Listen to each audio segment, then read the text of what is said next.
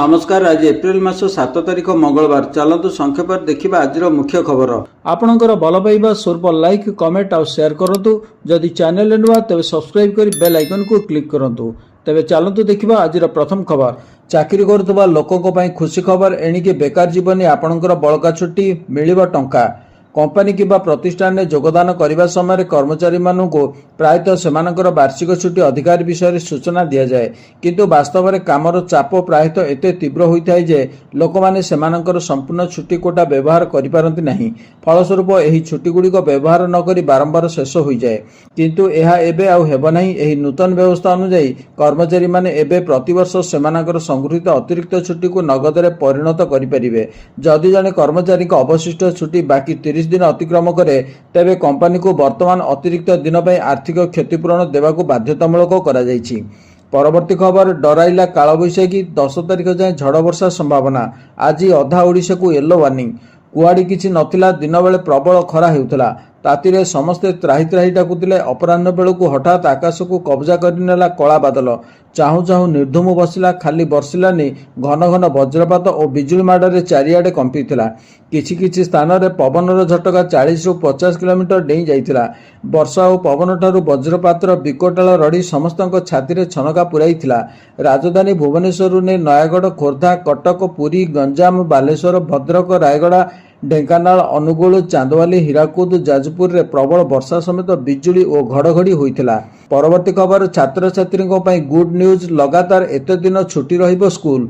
April मास school छात्र छात्री खुशी खबर आनी। एप्रिल मासरे नुआ सेमेस्टर, नुआ श्रेणी एवं नुआ पाठ्यक्रम सहित आरंभ होईची।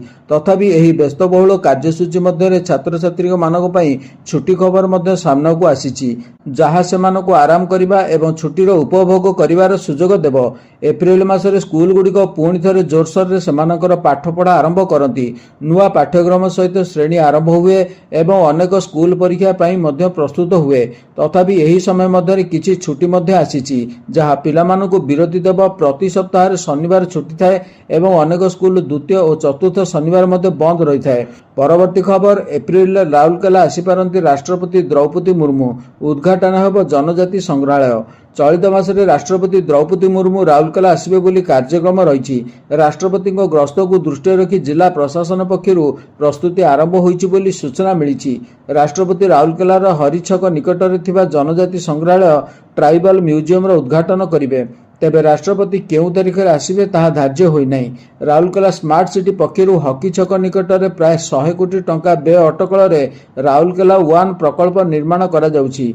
राउरकेला 1 रे जनजाति संग्रहालय समेत ICC integrated command control centre और ऑडिटोरियम प्रस्तुत होईची। परवर्ती खबर। खाद्य जोगाण विभागर बड़ घोषणा। 5 केजी गैस किणवाकू हेले देखाइबाकू पड़िबो आईडी। राज्य में गैस संकट को नहीं चिंतार रही खाउटी। एहारी भितर 5 केजी गैस बिक्री को नहीं स्पष्टीकरण देइछंती खाद्य जोगाण और खाउटी कल्याण विभाग। श्रमिक और छात्र छात्री आईडी देखाई 5 केजी गैस किणिपारे बोली कुआଯାଇଛି। तैल मार्केटिंग कंपनी द्वारा बिक्री 5 केजी गैस किणिपारे। केवाईसी होइथिले परिचय पत्र देखाई किणिपारे। कही रखुछि कि मध्यप्राच्य युद्ध जोगु तेल गैस संकट देखा जाउछि। एहारी भितर अनेक स्थान में चढ़ा दर में गैस बिक्री करा जाउतला। ग्राहकों को मिलवा मध्य कष्ट हेउतला। एहारी भितर जोगाण मंत्री रविवार बड़ बयान देइथिले। परवर्ती खबर। मंगलवार सरिब धान किणा। 46,000 रु अधिक चाषी टोकन पाई भी बिकी नाहांती धान। आसंता 7 तारिख रे राज्य रे मंडी रे धान किणा सरिब। हेले एबे भी 46,000 रु अधिक चाषी टोकन पाइबा पर मध्य धान बिक्री करि पारि नाहांती, जहाँ राज्य सरकार को खाद्य जोगाण और खाउटी कल्याण विभाग पक्षरु एक्स रे दिया जाइतिबा तथ्यरु सूचना मिलुची। तेबे चलित वर्ष मंडी रे धान बिक्री करबाकू 19,27,528 चाषी योग्य विवेचित होइतिले। हेले सेतिरु द्वितीय थर अवधि बढ़ाइबा परे भी रविवार सुधा 18,81,268 जन धान बिक्री करि परिछंती। एबे भी राज्य में 55,000 रु अधिक चाषी धान बिक्री करि पारि नाहांती। परवर्ती खबर। ट्रम्प को धमकर जवाब देला ईरान। ହର୍ମୁଜ ପ୍ରଣାଳୀ ଖୋଲିବା ପାଇଁ ରଖିଲା ବଡ଼ ସର୍ତ୍ତ, ବଢ଼ିଲା ଭାରତର ଚିନ୍ତା। ଆମେରିକା ରାଷ୍ଟ୍ରପତି ଡୋନାଲ୍ଡ ଟ୍ରମ୍ପ ଇରାନକୁ ହର୍ମୁଜ ପ୍ରଣାଳୀ ଖୋଲିବା ପାଇଁ ଏକ ସମୟସୀମା ଜାରି କରିଛନ୍ତି। ସେ ଗଣମାଧ୍ୟମକୁ ଦେଇଥିବା ଏକ ସାକ୍ଷାତକାରରେ ଟ୍ରମ୍ପ ପୁଣି ଥରେ ଇରାନକୁ ଧମକ ଦେଇଛନ୍ତି। କିନ୍ତୁ ଆମେରିକା ରାଷ୍ଟ୍ରପତିଙ୍କ ଧମକ ଇରାନ ଉପରେ କୌଣସି ଦୃଶ୍ୟମାନ ପ୍ରଭାବ ପକାଇବା ପରି ମନେ ହେଉନାହିଁ। ବରଂ ଇରାନ ହର୍ମୁଜ ପ୍ରଣାଳୀ ଖୋଲିବା ପାଇଁ ଆମେରିକାକୁ ଏକ ବଡ଼ ସର୍ତ୍ତ ଦେଇଛି। ଇରାନ ରାଷ୍ଟ୍ରପତିଙ୍କ କାର୍ଯ୍ୟାଳୟ ସହିତ ଜଡ଼ିତ ଜଣେ ଅଧିକାରୀ ମେହେଦି ତବାତବାଇ ଟ୍ରମ୍ପଙ୍କ ଧମକର ଜବାବରେ କହିଛନ୍ତି ଯେ ଯୁଦ୍ଧ ସମୟରେ ହୋଇଥିବା କ୍ଷତିର କ୍ଷତିପୂରଣ ପାଇଁ ପରିବହନ ଟୋଲର ଏକ ଅଂଶ ବ୍ୟବହାର କରାଗଲେ ହିଁ ହର୍ମୁଜ ପ୍ରଣାଳୀ ଖୋଲିବ। ପରବର୍ତ୍ତୀ ଖବର, ଯଦି ପେଟ୍ରୋଲ ଡିଜେଲ ଉପରେ ଜିଏସଟି ଲାଗୁ ହୁଏ କେତେ କମିଯିବ ତେଲ ଦାମ? ଏ ହେଉଛି ପୁରା ଗଣିତ।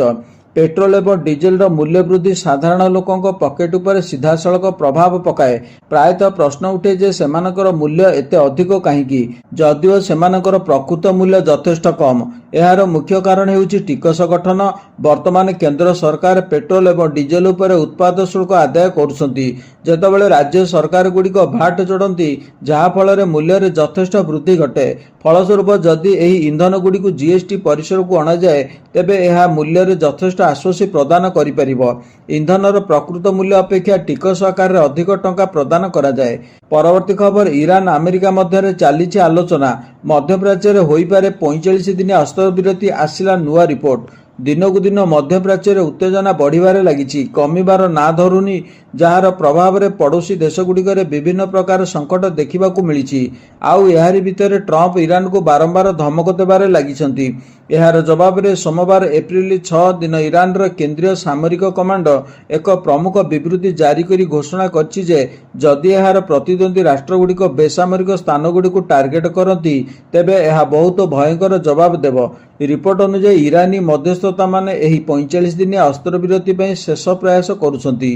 ପରବର୍ତ୍ତୀ ଖବର, ଆଜିଠୁ 3 ଦିନିଆ ମୁଦ୍ରାନୀତି ବୈଠକ। ବିଶ୍ୱ ବଜାରରେ ଅନିଶ୍ଚିତତା, ବଦଳି ନପାରେ ସୁଧହାର। ଆଜି ଭାରତୀୟ ରିଜର୍ଭ ବ୍ୟାଙ୍କ ଆରବିଆଇର 3 ଦିନିଆ ମୁଦ୍ରାନୀତି ବୈଠକ ଆରମ୍ଭ ହେଉଛି। ଆଶା ଥିଲା ଏଥର ସୁଧହାରରେ କିଛିଟା ଆଶ୍ୱସ୍ତି ମିଳୁ, କିନ୍ତୁ ପଶ୍ଚିମ ଏସିଆରେ ବର୍ଦ୍ଧିତ ଅସ୍ଥିରତା ସମୀକରଣକୁ ବଦଳାଇ ଦେଇଛି।